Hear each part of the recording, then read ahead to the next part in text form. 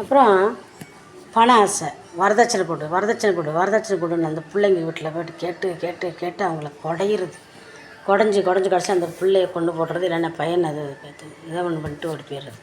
நான் ஏன் சொல்லணும்னா, அவங்க வாழ்க்கை ஏன் வாழ விடுங்க நான் சொல்கிறேன்னா, நீங்கள் ஏன் இந்த நகை பணம் அது இதுன்னு கேட்குற உங்கள் பிள்ளைங்களுக்கு நீங்கள் இந்த மாதிரி அவங்க குடும்பத்துலேருந்து கேட்டால் நீங்கள் விட்டுருவீங்களா?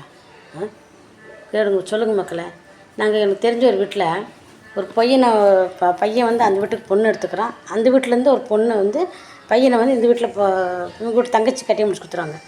இதனால என்னென்னு கேட்டிங்கன்னா, இவங்க ஏதாவது சொன்னால் அந்த பிள்ளை அங்கே கோச்சிட்டு போக முடியாது. அந்த பிள்ளை அவங்க வீட்டில் எதாவது சொன்னால் அந்த பிள்ளை இங்கே கோச்சிட்டு வர முடியாது. காரணம் 2 வீட்லேயுமே பொண்ணு மாப்பிள்ளை எடுத்துக்கிறாங்க. அதனால இவங்க எதாவது கேட்டாங்கன்னா அவங்க கேட்பாங்கன்னு தெரியும். அவங்க எதாவது கேட்டாங்கன்னா இவங்க கேட்பாங்கனால இவங்க எதுவும் வாய் திறக்க மாட்டாங்க, அவங்களும் எதுவும் வாய் திறக்க மாட்டாங்க. நிம்மதியாக அவங்க பாட்டுக்கு அவங்க வாழ்ந்துட்டுருக்காங்க, அவங்க இஷ்டத்துக்கு அவங்க வாழ்ந்துட்டுருக்காங்க. எங்கள் வீட்டிலே எடுத்துட்டிங்கன்னா நான் அப்படி தான் மக்களே. என் மருமகள் எந்த குடைய மாட்டேன் நான். என் மகன் நாங்கள் ஒட்டுக்கு தான் இருக்கிறோம். ஆனாலும் யார் என்ன செஞ்சாலும் நான் எதுவுமே கண்டுக்க மாட்டேன்.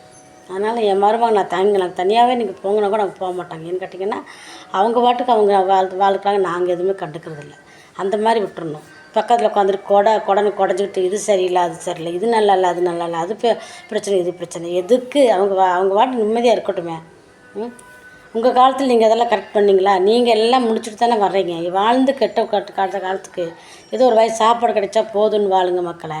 குடையாதீங்க, பிள்ளைங்கள ரொம்ப உபத்திரப்படுத்தாதீங்க. பிள்ளைங்களே பையனை வந்து நீங்கள் கடைசி காலத்துக்கு அவங்க உங்களை வெறுத்துருவாங்க மக்களை. அந்த அளவுக்கு நீங்கள் பண்ணுறீங்க. தயவுசெய்து அதில் மாற்றுங்க. நான் அன்றைக்கி பார்த்தேன் பாருங்கள், பக்கத்தில் உட்காந்துட்டு அது சரியில்லை இது சரியில்லை, அது பண்ணல இது பண்ணல, இப்போ பாருங்க குடை சொல்லிட்டு எல்லாம் முடிஞ்சு கடைசி இதெல்லாம் வந்து எங்கே வந்துடுது தெரியுங்களா? நீயா நானாக்கு வந்துடுது, தெருவுக்கு வந்துடுது.